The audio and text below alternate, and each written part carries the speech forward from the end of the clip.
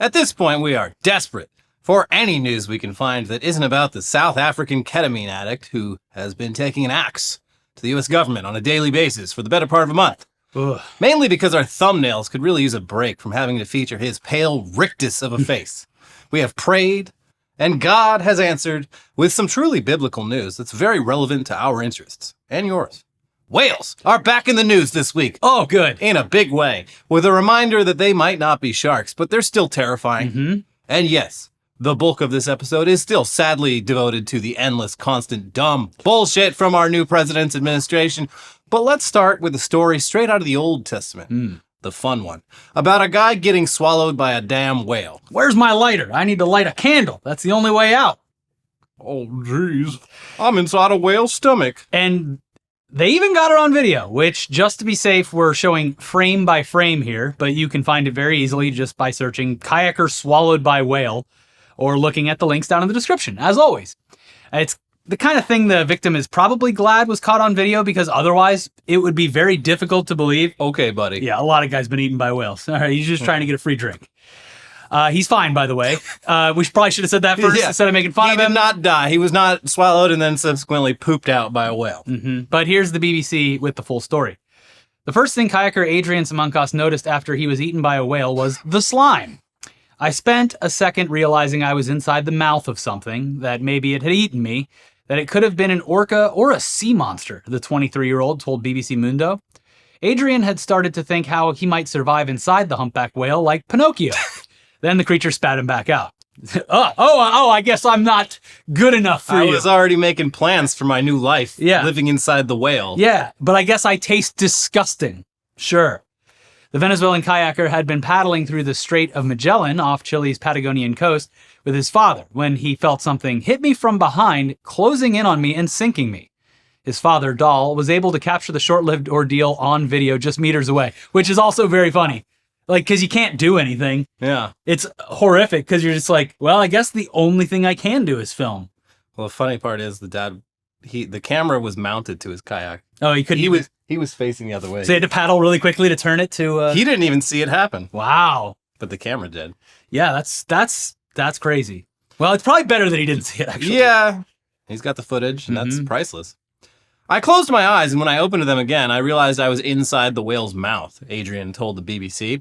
I felt a slimy texture brush my face, he recalled, adding that all he could see was dark blue and white. I wondered what I could do if it had swallowed me, since I could no longer fight to stop it, he said. I had to think about what to do next. But within seconds, Adrian started to feel as though he was rising toward the surface. I was a little afraid of whether I would be able to hold my breath because I didn't know how deep I was, and I felt like it took me a long time to come up. I went up for 2 seconds, and finally I got to the surface and realized that it hadn't eaten me. For Adrian, the experience was not just about survival, but he felt he had received a second chance when the whale spat him out. The unique experience in one of the most extreme places on Earth had invited me to reflect on what I could have done better up until that point, and on the ways I can take advantage of the experience and appreciate it as well, he added. But there is a simple reason he was able to escape the whale so quickly, according to a wildlife expert. Humpback whales have narrow throats, about the size of a household pipe, designed for swallowing small fish and shrimp, Brazilian conservationist Rochelle Jacobson Seba told the BBC. They physically cannot swallow large objects like kayaks, tires, or even big fish like tuna, he said. Ultimately, the whale spit out the kayak because it was physically impossible to swallow. Which is good to know. Big mouth. Tiny hole. Tiny throat. Yeah. Good to know. And honestly, a brush with death could do everyone a lot of good. I think that if you put yourself in a situation where you could get eaten by a humpback whale, knowing that it is impossible, maybe that would be enough to scare you straight. Yeah. So it's also quite a story. I was spit out by a giant whale. I mean, that happens to you, and you can divide your life up in 2 sections. Yeah, before and after the whale. Before and after that whale swallowed me in its mouth. And then spit me out. To be fair, way better outcome than the whale jumping and landing on you. Yeah, that's a lot scarier. Yeah. You're in the whale's mouth. You don't want to be there. He doesn't want you in there. It's all going to be over soon. Just wait it out. Yeah.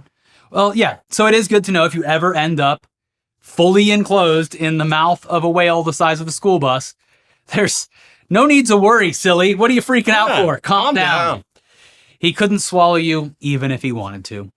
As for why it would try to, well, it obviously didn't. He's just there. That's my water. What are you doing in my water? Much like that time a little while back when a gigantic whale breached and landed on a fishing boat, it was a big oopsie on the whale's part. The whale was hoping for a mouthful of fish or plankton or whatever, and this poor bastard just happened to be in the way. It's horribly bad luck, but such bad luck that it's almost good luck. Getting struck by lightning is rare, but getting swallowed by a whale is an even more exclusive club. And less painful, at least for this guy. Just really slimy and gross. Yeah, that big tongue of theirs. He's going to be like, oh, it was so good for my skin. I'm never going to get that beautiful sheen like I had after I got out of that whale's mouth. Swallow me again. I need it. Yeah. I'm ashy. Yeah. But speaking of slimy, it's time to check in on a character that we haven't heard from much lately. Donald Trump Jr., who for this go-around has mostly been on the sidelines as he works in the private sector. He's apparently so out of the loop on things this time around that he shared a meme this week featuring Mark Zuckerberg's face among a collage of enemies of MAGA like George Soros and Anthony Fauci, despite Zuckerberg's various pathetic overtures to Trump in the past few months. He missed the memo. Yeah, he was there. He was there on Inauguration Day. People in the comments were like, wait, I thought Mark was on our side now. You might not have recognized him because of his new drip. Yeah, that's old Mark. Old Mark, dork Mark. That's before the whale. But Dominican Mark he's MAGA. He's on island time. Yeah. So... But in his defense, Don Jr. has been very busy in his new career advising a gambling company that lets you bet on basically anything, including U.S. politics, which, I don't know, seems like a massive conflict of interest, but those don't matter anymore. Even back in the beginning of January, that company did finally revert the you can bet on the LA fires thing because, when you open up betting to literally everything, corruption and intentional terrorism can happen. It's just real degenerate shit. Yeah. This is not, maybe this is what some people are starting on now, but it feels like the kind of thing that you only move to once you've been like banned from a couple casinos and a couple, you've been like rate limited on the poker apps and sports betting apps. Like, fuck it, I'll bet on anything. Just give me something to bet on. I have a disease. Well, now you can bet on politics, which the son of the president is in charge of the company that is going to allow you to do that. Which I'm sure Don Jr. is recusing himself from any bets, just like Elon involving things that his father will do. So this story isn't about politics, though. It's a throwback to an ongoing subplot that we haven't heard much about in a while, but it's still happening. The Enhanced Games, aka the Steroid Olympics. In fact, I would assume it's even more happening now. Oh, it's fucking on. Yeah. Letting athletes take as many performance enhancers as they want and just seeing what happens is a classic dumb guy idea that you hear at 3 a.m. on your couch after you get home from the bars. Mm-hmm. Wouldn't that be crazy? And we're living in a dumb guy renaissance, with Don Jr. among the dumb guy elite. So this story is no big surprise, really. Here's Newsweek. President Donald Trump's eldest son, Donald Trump Jr., is the latest to invest in the Enhanced Games, which critics call the Steroid Olympics. The Enhanced Games would allow natural athletes and athletes who use legal performance-enhancing drugs to compete against each other in the hope of breaking world records. The Enhanced Games announced on Thursday that they have received a multi-million-dollar investment co-led by 1789 Capital, founded by Omid Malik and Christopher Buskirk, and where Trump Jr. serves as a partner. The Enhanced Games called the investment a monumental step forward in a press release. The investment is important, of course, but what is more important is the validation of Donald Trump Jr., who's obviously a leading member of the Trump MAGA Make America Great Again movement, and how that validates what we're doing. Dr. Aaron D'Souza, founder and president of the Enhanced Games, told Newsweek via video chat on Thursday, "The Enhanced Games are disruptive. They're thought-provoking. It's challenging norms, which is very much aligned with everything the president and this new American golden age is about." Trump Jr. said in the Enhanced Games press release, "The Enhanced Games represent the future, real competition, real freedom, and real records being smashed. This is about excellence, innovation, and American dominance on the world stage. Something the MAGA movement is all about." Odd that we'd have to be performance enhanced to dominate. We're the best at doing drugs to blow our muscles up to comical proportions. The Enhanced Games are going to be huge, and I couldn't be prouder to support this movement that is changing sports forever. And all the betting that's going to happen, that's just a very convenient, nice to have side plot to all of this. The gambling. Yes. The beautiful gambling. Ah, yes, the gambling. I wonder if they're gonna have like hunting as a category because that's his favorite hobby. And as long as the athletes come out and stay completely still. yeah, I mean, like, like how could they make hunting an enhanced game? Well, you got to stay awake. You got to stay up in that perch, not pooping or pissing, just doing rails of cocaine. I went the other way. I thought Don Jr. was going to hunt the athletes. Oh, that would make it more interesting, and you have to be enhanced. Yeah, and he'd be enhanced. He is enhanced. He's constantly enhanced. That's why he's so amped on this. Very enhanced. Yeah, he's out there breaking his own records. Mm-hmm. So the first enhanced game is supposedly happening by the end of this year, but we will see. They want to make it an annual event, but it seems like the novelty of this sort of thing would wear off pretty quickly. There's also the fact that any athlete participating in it risks not only their reputation, but also their ability to compete in any non-enhanced competitions ever again. So it's not like the actual best athletes are going to be competing, just the most roided out ones. The ones with nothing to lose. Yeah, it's not great. People are going to get very hurt. It's essentially very close to the XFL, where it's like you're not in the, you did all the work, but you didn't make it into the NFL, or maybe you were in there for a season or so. But we have a new exciting league just for you. And by the way, less rules. You just go nuts. Less rules, but like there's still rules. And these. Yeah, and that's the thing is you can't compete elsewhere ever again. No. But do you think that there will be, I don't want to say jealousy is the word, but like when you see these enhanced quote unquote athletes start putting up numbers and they're like, yeah, I got the world record. Pretty cool, huh? And like nobody acknowledges that in the real sports world. But seeing like some record that is only beaten because the guy's clearly on drugs and you're a traditional athlete who's trained his entire life, maybe it'll make him more motivated to actually. Maybe a few, forward. But I think most of them are just going to be like, okay, well, that's not a real record. So yeah, true. Who cares? Yeah. But moving on now to the politics part of the episode, starting with some updates to one of the most transparently corrupt subplots of the past week or so.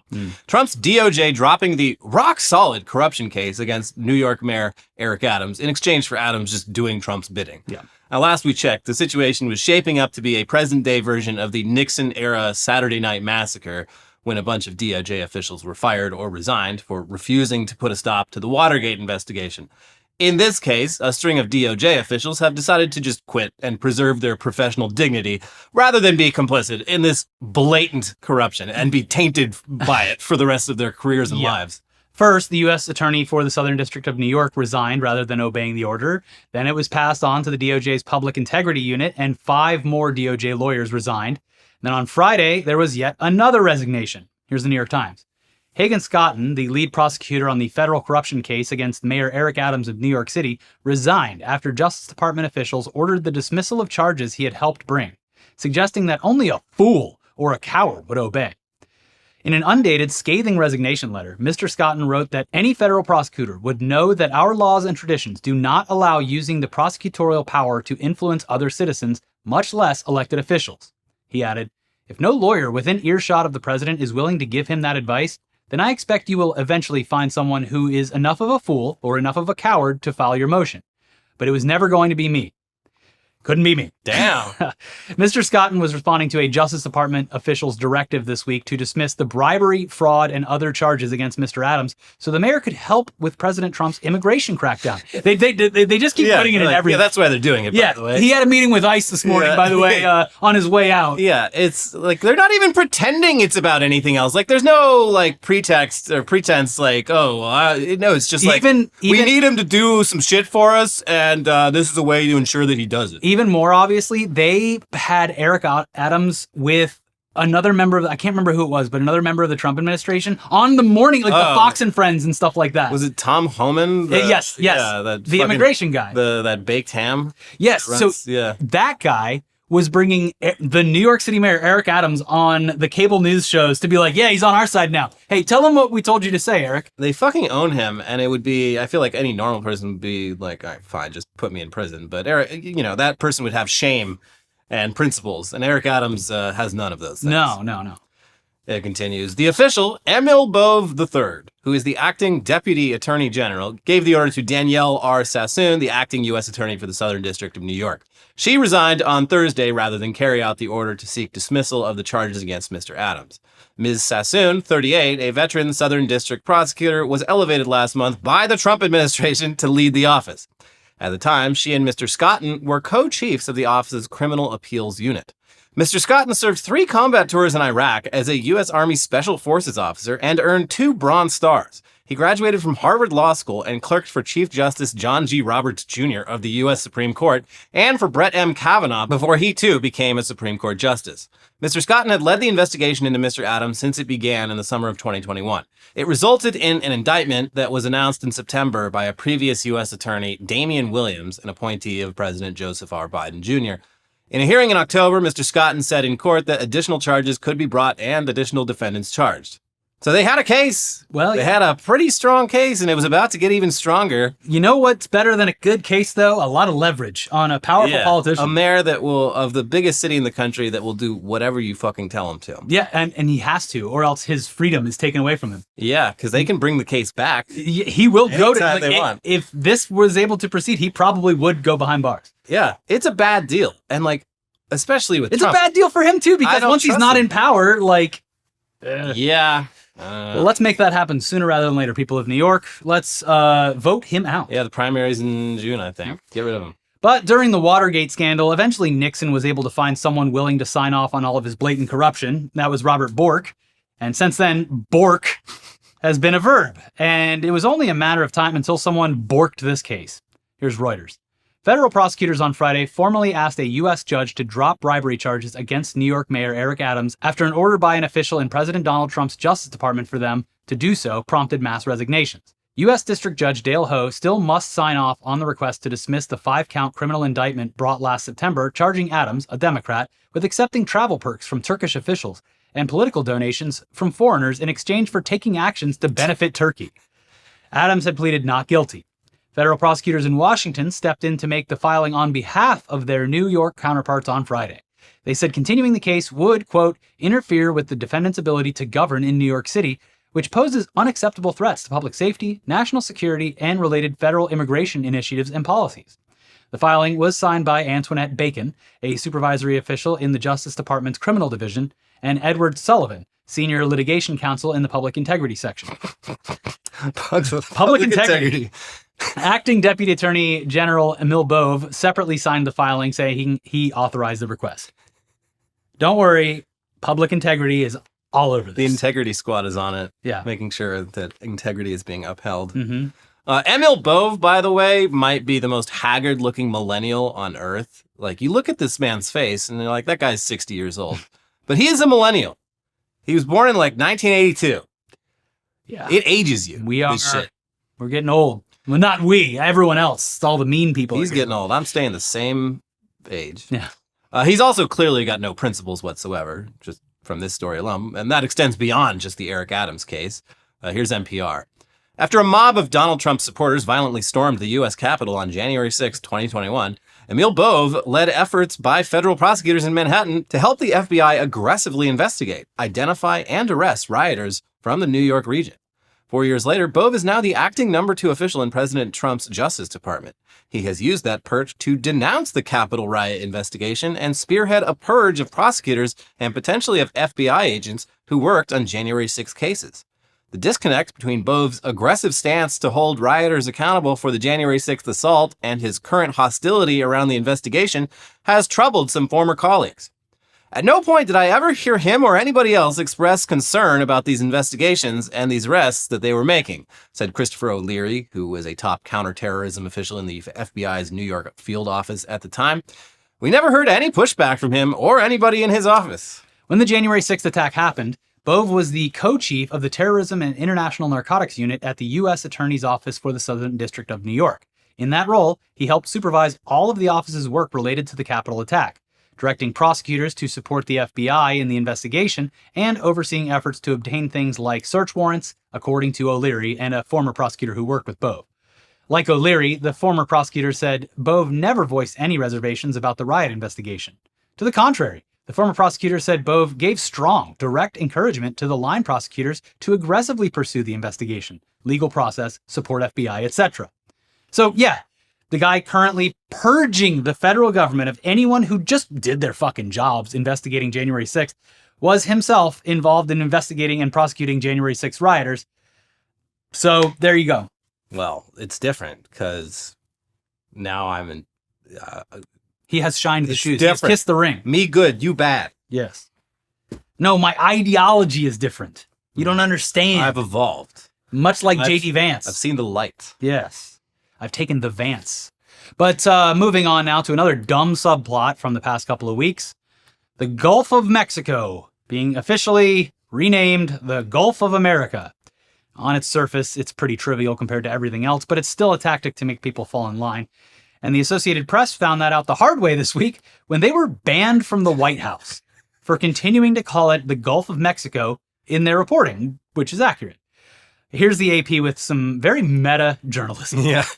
The White House said Wednesday that news organizations that refused to use President Donald Trump's new name for the Gulf of Mexico were telling lies. Telling lies. No, papa. And insisted it would continue to bar Associated Press journalists from presidential events. Trump has decreed that the international body of water, which borders Mexico, the United States, and other nations, be called the Gulf of America. In its influential style book, the AP said it would continue to use Gulf of Mexico, while also noting Trump's decision to ensure that names of geographical features are recognizable around the world. The White House's outright attempt at regulating language used by independent media and the punitive measures attached to it mark a sharp escalation in Trump's often fraught dealings with news organizations. At a regular briefing Wednesday, White House Press Secretary Caroline Leavitt said that it is a fact that the body of water off the coast of Louisiana is called the Gulf of America, and I'm not sure why news outlets don't want to call it that. In reality, the body lies partially in waters that don't belong to the United States and has been called the Gulf of Mexico for hundreds of years. Yeah. It's very dumb. It's very petty. But it's at least nice to see a press outlet take a stand like this, no matter how trivial it might seem. Also, this is particularly maddening because, like, the Associated Press, of all of the people that could be in the room, they're doing the most standard basic journalism and news reports and spreading it internationally, where internationally, everyone still refers to it accurately as the Gulf of Mexico. Yeah, they're a wire service, so their reporting gets picked up by outlets around the world. Yeah. In other countries when they're covering U.S. news, instead of if they don't have a reporter of their own in the U.S. covering it, they'll just license the AP's coverage of it. Yeah. It's also like a ton of like local newspapers. They all use it. They use the AP because they can't actually employ like the fucking workforce to cover everything. You don't have a guy from like Tempe, Arizona at the White House in the morning. Yeah. So, this is just dumb. Yeah. Moving on now to your daily dose of DOGE. Ew. Elon Musk and his Gooner squad have been very, very busy this week. And on Friday night, we learned that Elon's quest to eviscerate the federal government has not gotten in the way of his other favorite hobby, impregnating women. He's a breeder. Here's the Daily Beast. Ashley St. Clair, a 26-year-old right-wing influencer, contributor to conservative satirical news site The Babylon Bee, and semi-regular guest on Fox News, took to X late Friday night to claim that she recently had a child with Elon Musk. She wrote, 5 months ago, I welcomed a new baby into the world. Elon Musk is the father. I have not previously disclosed this to protect our child's privacy and safety. But in recent days, it has become clear that tabloid media intends to do so, regardless of the harm it will cause. St. Clair ended her statement with a request for the media to honor their child's privacy and refrain from invasive reporting. The statement was accompanied by a Latin phrase, alia iacta est, which means the die is cast. It is unclear which media outlet or story prompted St. Clair to publish her statement. Conservative figures like Jack Posobiec, his wife Tanya Tay, Mike Cernovich, and Candace Owens all sent St. Clair their support via X. They love a wife. They love a child out of wedlock, don't they, folks? As conservative Christians. Children should always be off limits, wrote right-wing commentator Owens, who has long been plagued by accusations of anti-Semitism, before adding, "Journalists are parasites." Okay. In response to Cernovich's comment that there is no low that they, the media, won't go to, St. Clair responded, "Doxing a baby is pretty bottom of the barrel." Doxing a baby. Doxing a baby. Musk, who has yet to confirm St. Clair's news, is already a father of 12 children with 3 women. The DOGE director has 6 children with his first wife, Justine, 3 with musician Grimes, and 3 with former Neuralink director of operations, Siobhan Zillis, the youngest of whom was born in June 2024.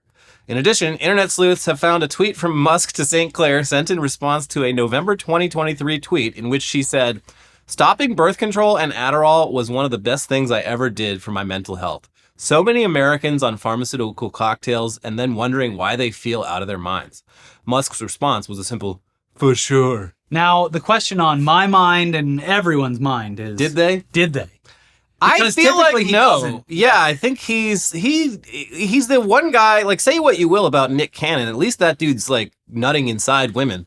Like, Maybe it's better that he isn't, I guess. yeah, that Musk isn't. it's just weird, like, because we talked about this. There was that story, like, he'll be at, like, a dinner party and be like, "Does anyone need any sperm? I'd love to lend you some sperm." But there's definitely, and I'm not saying that she did or didn't, but like you would think right-wing influencer would maybe find him attractive Maybe. to the point where she'd be like, "No, let's do this the old-fashioned way. There's someone for everyone. Let's take these Demolition Man VR helmets off Yeah. and let's get physical."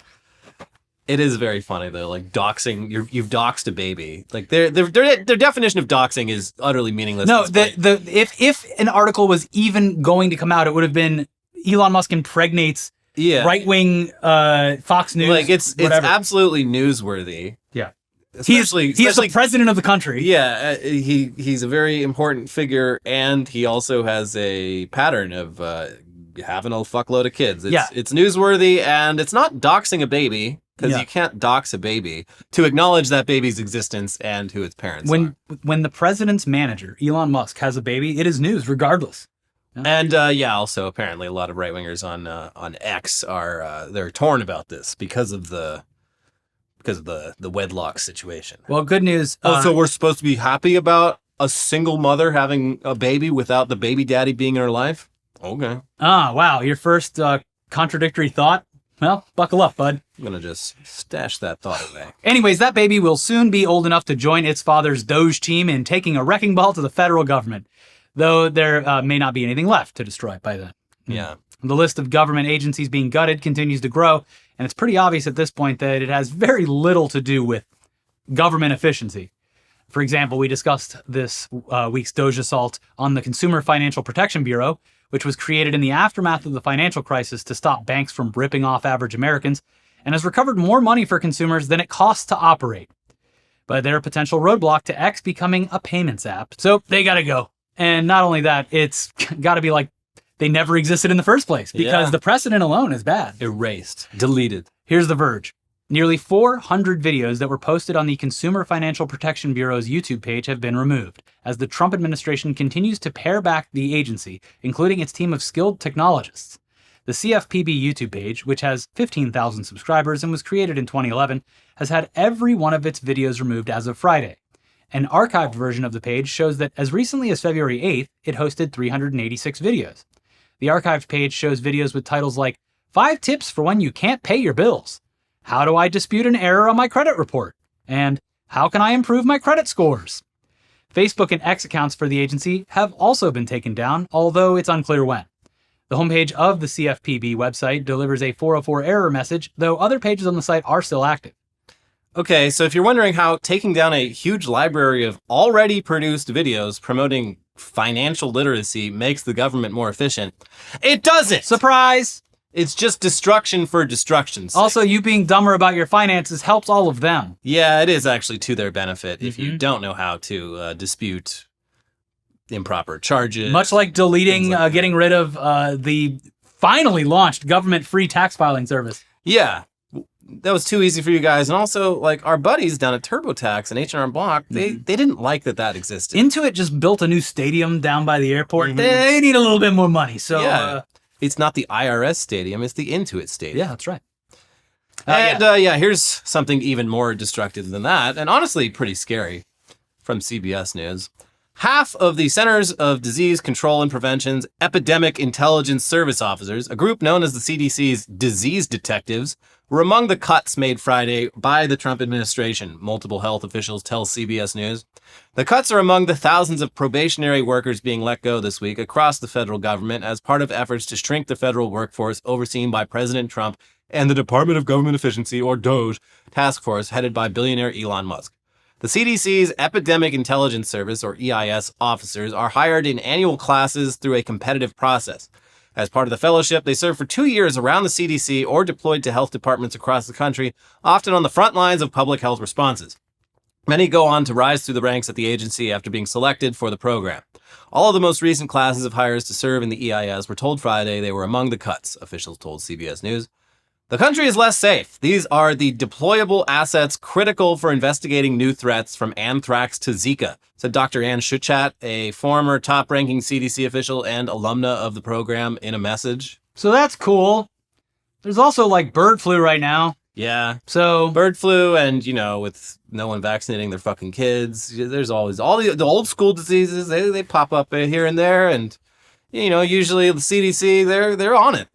They're on it. Not anymore. They don't want that shit to spread because that's bad. And it's just bad for business. Also, going back to just dismantling the Department of Education as well, a big reason why so many children are actually vaccinated is because they need that to get into public school. So you're not going to really need to vaccinate all those kids if they're all going to their voucher schools that their parents love that don't vaccinate.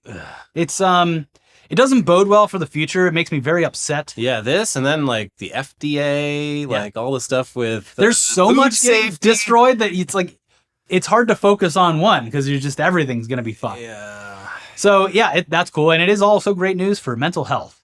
The next time there's a disease epidemic, we won't have to deal with all the worry of even knowing that it's happening. And it won't be a cover up because even the government won't know about it. Yeah. Just let it kill you. Yeah, just like those naughty test scores. America's test scores are bad. Let's get rid of the American test score analyzing company. Yeah, no tests, no problem. But in other unsettling news, DOGE this week also targeted the Department of Energy, which manages the U.S. Our nuclear weapons. Sudden mass layoffs at a department that handles some extremely sensitive work seems reckless and bad. And it's also, once again, an example of how DOGE is playing out almost exactly like Elon's takeover of Twitter. Here's NBC News. National Nuclear Security Administration officials on Friday attempted to notify some employees who had been let go the day before that they are now due to be reinstated. But they struggled to find them because they didn't have their new contact information. In an email sent to employees at NNSA and obtained by NBC News, officials wrote, "The termination letters for some NNSA probationary employees are being rescinded, but we do not have a good way to get in touch with those personnel." The individuals the letter refers to had been fired on Thursday and lost access to their federal government email accounts. NNSA, which is within the Department of Energy and oversees the nation's nuclear stockpile, cannot reach these employees directly and is now asking recipients of the email, please work with your supervisors to send this information, once you get it, to people's personal contact emails. The NNSA is tasked with designing, building, and overseeing the U.S. nuclear weapons stockpile. The termination notices, which read, effective today, came within hours of a Russian drone striking the Chernobyl power plant in Ukraine. NNSA tracks nuclear risks in Ukraine, including through sensor systems. So they just fired a bunch of people, and then the people actually working there were like, no, please come back, please come back. Same thing happened with Twitter. They fired a bunch of the engineers, and they're like, fuck. Does anyone know how to work this thing? Oh, we fired everyone who does?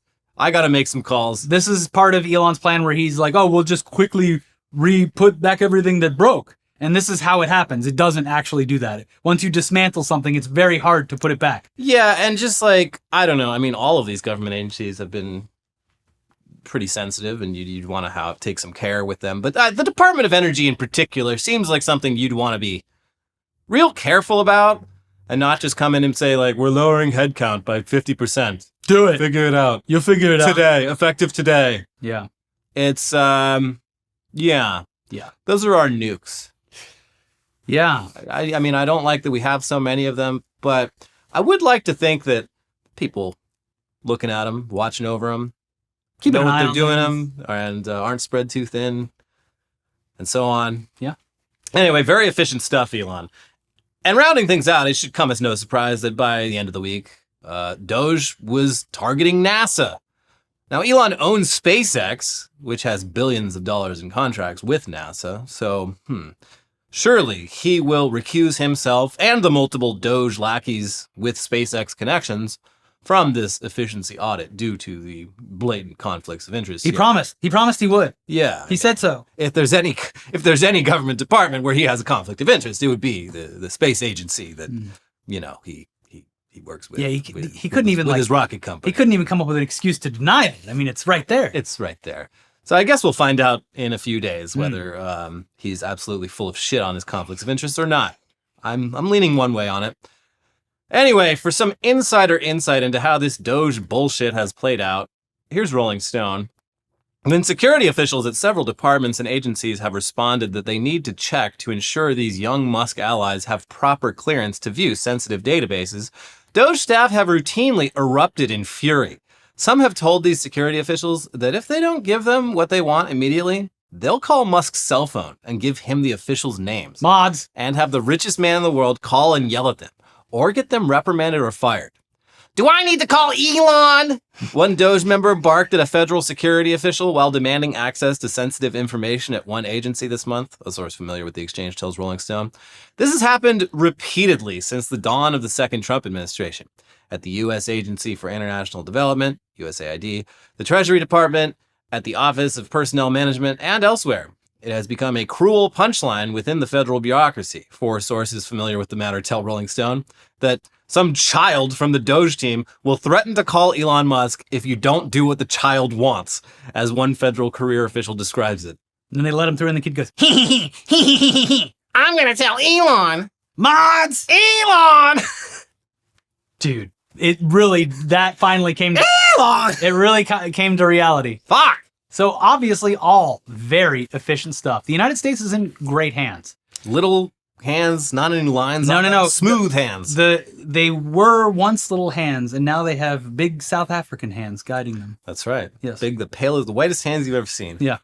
But it's time now to move on to the headlines half of this show. But first, we got to let you know that this episode is sponsored by Public Rec, the makers of our favorite pants in the world, the Daymaker pants, the perfect intersection of comfort and quality. I'm literally wearing mine right now. They look great. Best pants ever. Let's be real, guys. Wearing uncomfortable clothes just isn't worth it anymore. Why settle for stiff, restricting fabric when you can have something that looks sharp and feels as comfy as your favorite sweats?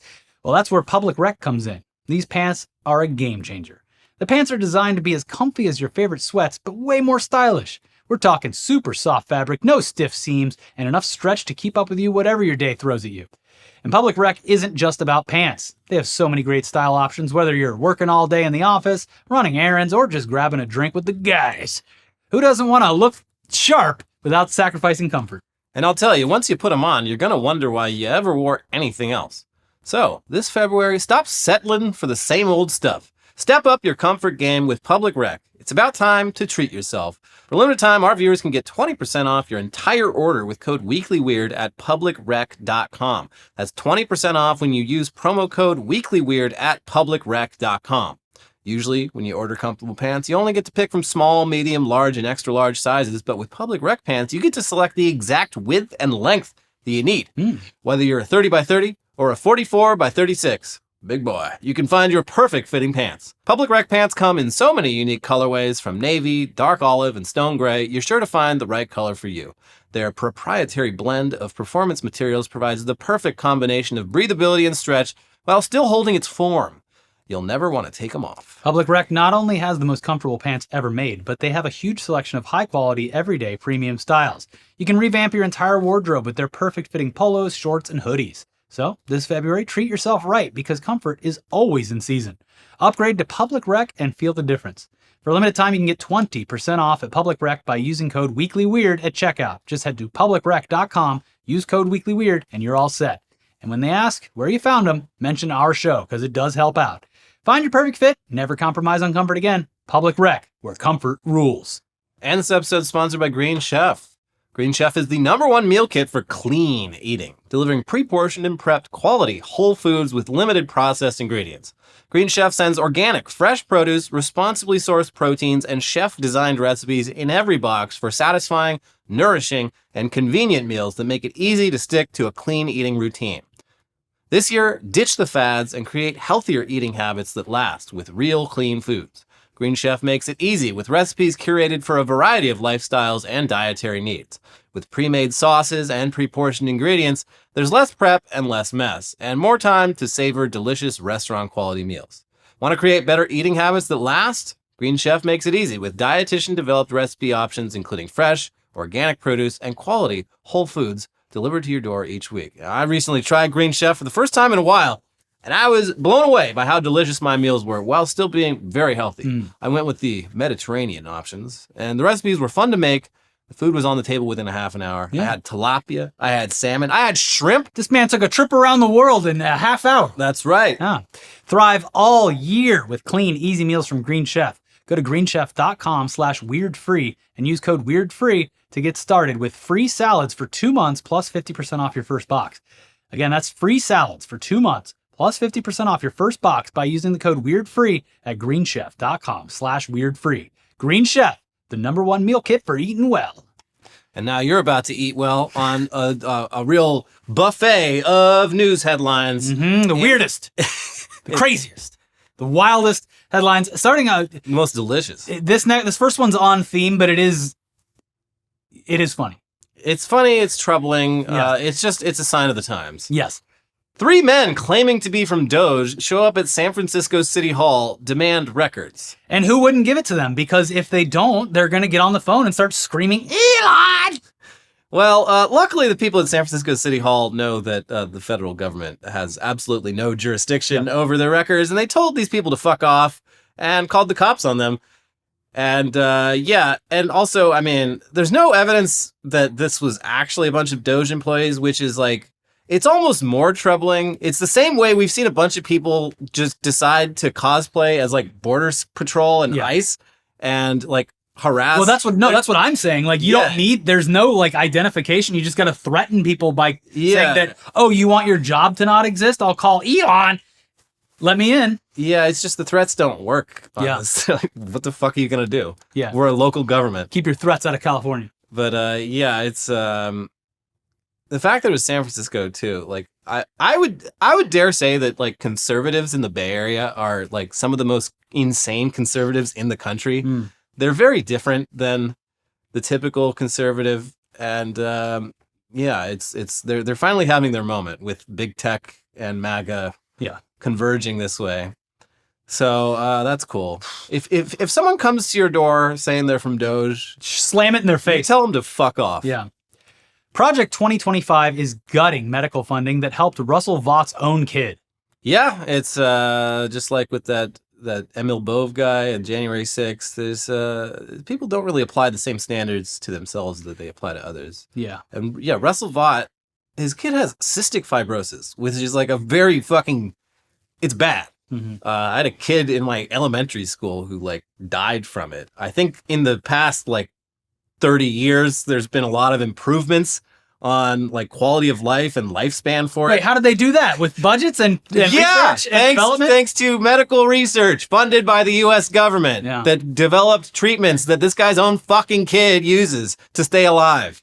But really just pulling the ladder up behind him or selling out his own kid for the sake of his principles. It's a sacrifice he's willing to make. Yeah. If I had to choose between my sick kid and America just being a libertarian hellhole, sorry, kid. You're choosing the hellhole every time. Yeah. No, that sucks. It's like, it reminds me of that story at this point, a decade ago, where it was the local congressman or senator or something like that had like not gone forward with some restrictions on amusement park rides. And then his son fucking died when he got launched out of that raft, the like world's tallest water slide or whatever. Yeah. Fucked up. Speaking of fucked up, Kid Rock cuts Nashville performance short, storms off stage after audience won't clap. You'd think he'd be in such a great mood right now. Yeah, you think this would be a victory lap. Wanted. That's the thing with these people is they're never like satisfied. They're sore winners. And I come out in public, the public hates me. I go home, I hate myself. Yeah, and the video of this is even more bizarre because like he wasn't getting booed. It seemed like the crowd was in a good mood, and it was like a birthday party for one of the musicians on stage. And And when he starts like complaining, everyone like thinks he's doing a bit, like he's riffing on stage. Oh, here he goes. But then he actually leaves, and everyone's just like, "What?" Wow. I guess he really needs clapping.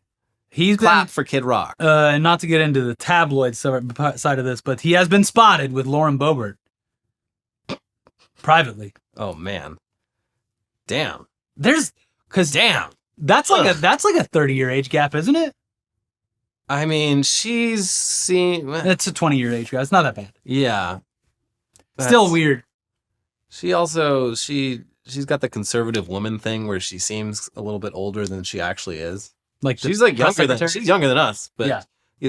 She's got the look that like adds 10 years to I'm over a decade older than the White House press secretary. Yeah, This is the same feeling I get when I go to Dodger games and their stats and ages pop up on the screen, and I just like. I mean, yeah, with sports, like when that first started happening around like my late 20s, it was weird. Now I've accepted it. I'm like, there's my favorite player who's 20 years younger than me. Yeah, let's go, kiddo. Carolyn Levitt, though, the White House press secretary, who is 27 but looks 40. Yeah, she's married to a dude who's like 35 years older than her. It's fucking weird. All right. Well, she likes them old. Who was the other one? Olivia Nuzzi. Yeah, Nutsy. Yeah. There's one congressman I think we talked about one time, but like his wife was like literally a child when they met. Oh God. Yeah. That's like what people say. I don't know. About Dane Cook, I guess, was like knew his wife or new wife. Oh no, the Dane Cook situation is really fucking gross. Yeah, it's like a daughter of some friends of his. Ugh. Yeah, and they announced their relationship like right when she turned 18, and it was very clear that like they had been dating for a little while before that, and he is like fucking in his 50s. It's so weird and gross. But congratulations to the couple. The gift is in the mail. In some very metaphorical news, bald eagle euthanized in Massachusetts after bird flu diagnosis. Jesus. I mean... It's only been our national bird for what? A month? Yeah. And we're already euthanizing it for a disease that we are really not taking seriously and is probably going to keep getting worse and worse despite the effect that it has had on the nation's poultry and eggs supply. Yeah. Well... Who needs a bald eagle when you have the Super Bowl champion Philadelphia Eagles, Elliot? That's right. Mm-hmm. Call! Speaking of birds, Duolingo owl dead. Killed by Cybertruck, company says. Well, at least it wasn't bird flu. Yeah, it was the other worst thing for the country. It is funny, like as someone who uses Duolingo on a daily basis but doesn't follow them on social media, it's two completely separate sides of the company. Like they've got this whole Duo has like he's got lore. Yeah, no, he's always it's like Dua Lipa's biggest. He's got a big crush on. He was on Twitter for a while saying some nasty shit. Like, I bet it smelled good in there when like Billie Eilish took a crap or something. Yeah, if you only use the app, you would never know about any of this shit. Well, and if you only use the app, you will still not be fluent in whatever language that you're trying to learn. Yeah, it's not great. It's you just know terms. It's fine. You can piece things together. I've learned a lot. I've been able to like talk to workers that come to my house to like install fucking air conditioning and shit. Yeah. It's not the best way to learn at all, but it's not nothing either. I'm sure they really appreciate you trying. Yeah. They did. Ringo Starr confirms he's never eaten pizza. It's never come up. Do you have a slice for me right now? It's just never, the opportunity has never popped up. He said he's never had pizza. He's never had curry either, which like that one's almost more shocking as a British person. Yeah. Well, he's never done it. He was in a Pizza Hut commercial in the 90s. Yeah, I don't want to touch it. It's all props. But like people were like, wait, so you look at the ad and he like opens his mouth and holds it, but you don't see him bite. It's a prop. It's a prop pizza. He doesn't like it. Yeah, he says he has some like weird food allergies and he's like, well, you just never know what's in pizza. So I don't eat it. I've never tried it. Okay. And I'm like, I don't know. Maybe he's telling the truth. Bit weird. I saw because of the Ringo thing. I saw a guy of SNL 50 is doing their thing, and one of the old writers from like the 90s or 80s. I guess Ringo was a guest, and he was like, "Have you ever ashtray anywhere?" And he's like, "No, I got this mug." So Ringo ashed in the mug. And the guy fucking put Saran wrap over. He still has it to this day. Weird. I mean, I met Ringo. What? You did? Yeah. He does the elbow bump instead of the handshake. Too many germs. Peace and love. Peace and love. Peace and love. I didn't really care all that much. I mean, it's cool that it was a Beatle, but it's not like, it's just Ringo. Yeah. He's pretty cool, though. Yeah. I like Ringo. Yeah. 17 members of feuding MILF groups arrested.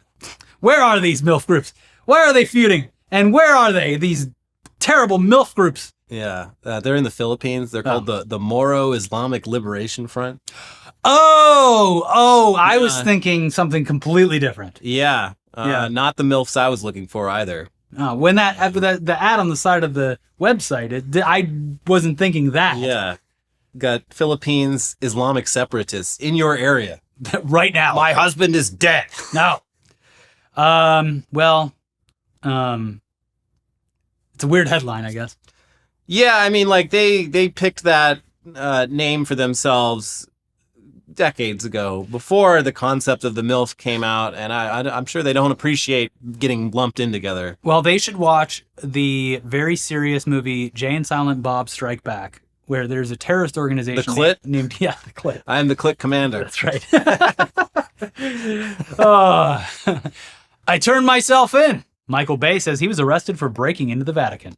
Cool. He's a vlogger now. He's always posting these vlogs, and it does seem as if he snuck into the Vatican through like a back door. They got a lot of those. Because he didn't want to like go around to the front, and then he was arrested. But I don't know. It seems like a stunt. Well, he loves stunts. Yeah, in his vlogs, does he hold up products with the label facing out correctly? Not in this one that I could see. Hey, Michael Bay here. I'm just in Italy and just enjoying a delicious Pepsi. Ice cold. So crisp. No, it just happened to roll up to me on the street. Police try to crack the case after more than 500 eggs stolen from restaurant. That'll happen. That'll happen. It's a breakfast cafe too, so it's All right, all stocked up for tomorrow morning. Time to leave this completely unguarded. I haven't tried to even buy any for like the past month or so, but I hear things are getting crazy out there. They're like they're more than $12 for a dozen eggs, like more than $1 per egg. I have already seen videos of people going absolutely crazy at Costco. Yeah. Lines in the morning, right when they open, and people, just like with everything else during COVID and everything else, and during natural disasters, they're buying more eggs than any human family could eat. So I'm sure that is partially true. And it's a lot of restaurants too. Yeah, from what I've heard, it's a lot of like the whole restaurant supply chain has gotten disrupted by this. So a lot of restaurants, they don't have, like, they're getting limited on like how many eggs they can order and stuff. So they're sending out workers to go to Costco like first thing in the morning to like fill out their inventory. But I'm sure there are also assholes just like hoarding eggs and then going door to door in the neighborhood. Hey, opens up a jacket full of eggs. You know, right now, look at these. I did see this pointed out. I had the thought, but I also saw it pointed out. It's like, you're living in a world where, like, 20, 30 years ago, we used to throw eggs at people just for fun. Yeah, they were disposable. Yeah. But now, you'd really be making a statement if, I would never do this, but if you egged a Cybertruck right now, like, it would say a lot more than just egging. Yeah, I'm willing to pay the price. Yeah. You've made me upset for at least $10 just seeing that drive down the road. Anyway, I need to make a chicken coop. I think I'm going to do it. He's going to do it. I'm tired of this bullshit. Yeah. Peruvian policeman in capybara costumes makes Valentine's drug bust. I don't know what it is with Central and South American, like, police forces. We see this so often now where they'll all dress up like mascots and shit for a drug bust. Well, it works, apparently. Yeah, I mean, I guess it gets them attention. Yeah. But a big capybara costume. It's like trying to go into the trap house and like can't even squeeze through the door. I'm like, why? Like, I think when they first started doing this, it was like there was like a reason to it. Like, they dress up like these characters to like infiltrate like a kid's birthday party at a drug dealer's house or something. But now it just seems like they're putting on these costumes and going out and doing police work. Once you got a hit. I mean, I guess there is some benefit to it because, like, if I'm a criminal and a bunch of cops bust into my house, I'm going to have a certain reaction. But if I'm a criminal and a large, like, anthropomorphic capybara busts into my house, I'm going to be mentally disarmed. Yeah. I'm going to say, wait, hold on. I need about 10 seconds to figure out what's going on. It'll be easier for them to catch me off guard because I'm going to be like, what the hell is going on? Yes. Am I crazy? Am I dead? Mm-hmm.